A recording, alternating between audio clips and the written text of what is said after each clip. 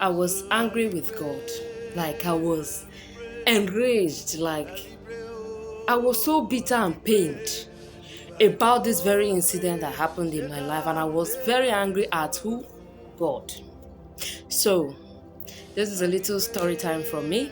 And this incident happened December 2022, but it's a very memorable experience for me. So, as of December 2022, I was pregnant that year, and my due date was in November, 23rd November.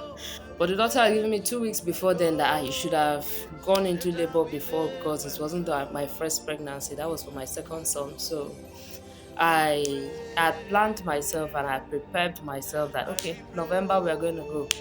Waited the whole of November, nothing. We entered into December. First of December, I think was a Thursday and was my antenatal day.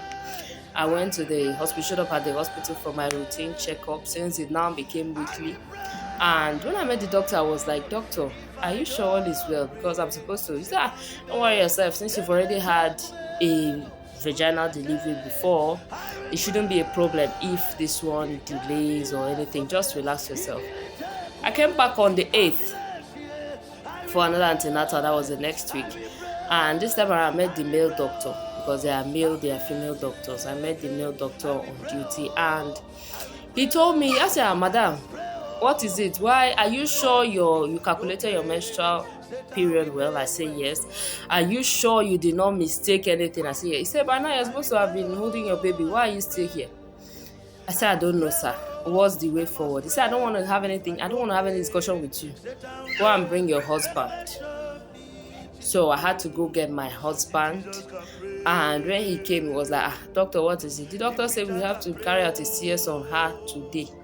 Not even tomorrow, not even next week, that the child was overdue. I was already 43 weeks gone. 43 weeks, that's extra 3 weeks in. And the doctor said we can't take any risk. We can't even wait till the next day. It has to be a CS. And we're like, can't we even try induction? He said no, that we can't try induction that is post dated. So we decided to go to another doctor friend of ours, and he told us we should do a scan first before you decide whether that induction is really not done, but let him give us a trial.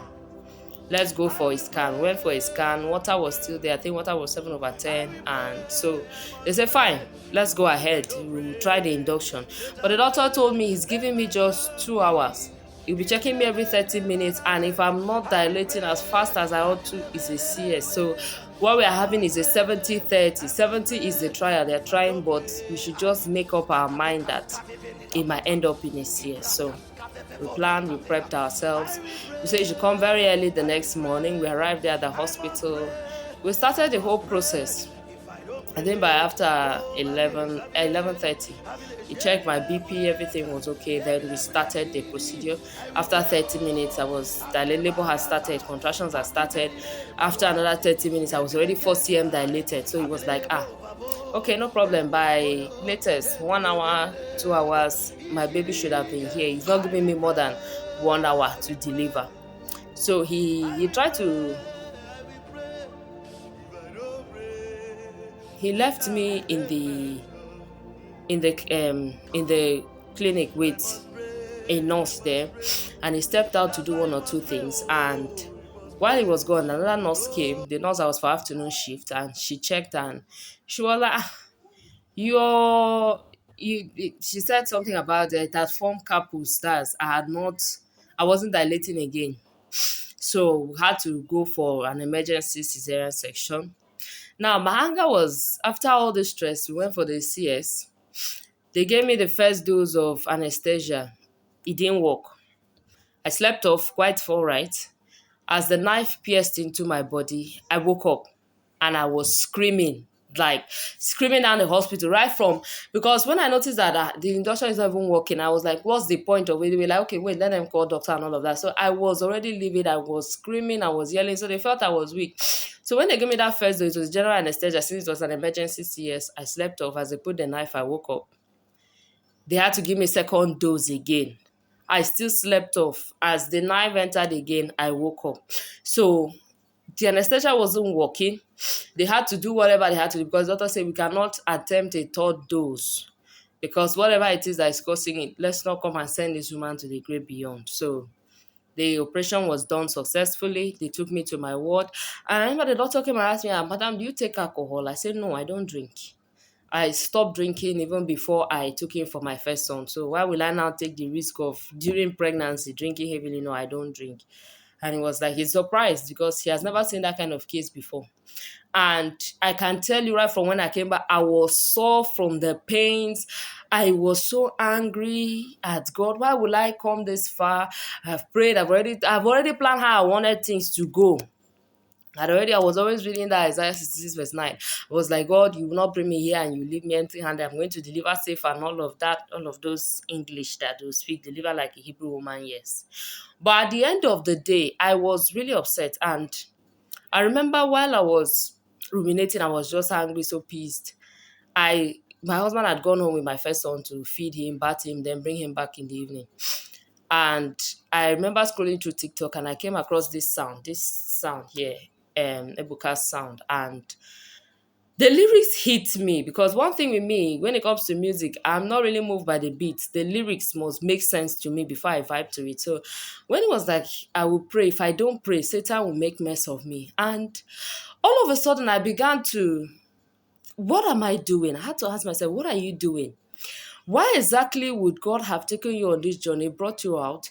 You were holding your baby. Mind you, this baby had passed meconium. He had already had his first poop in the womb. It was messed up. He had even started ingesting it. So as he came out, they had to rush to squeeze out all of those things from his nose. And the child survived. You survived. You came out of what killed others. Some went on this journey. They did not come back with their bundle.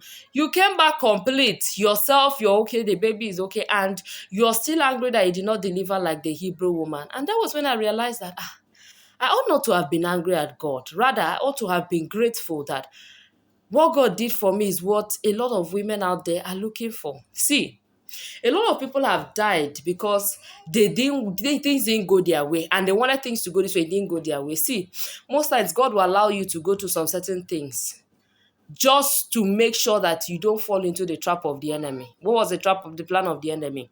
Probably for me to die in the process, for me to still lose the baby and so many things. But God just averted all of that. And here I was angry and being ungrateful. Does it make any sense? Most times, in fact, not even most times, anytime you see that things are not going your way, just know that God has the bigger picture and He's trying to save you for something. So instead of being angry at Him and saying, no, I will not go to church, no, I will not serve Him, no, I will not do this, just try to ask, Lord, why did this thing happen? What was the plan? What did you save me from? Somehow you might get an inkling, and then you know that gratitude is something you should never overlook in life. Cheers.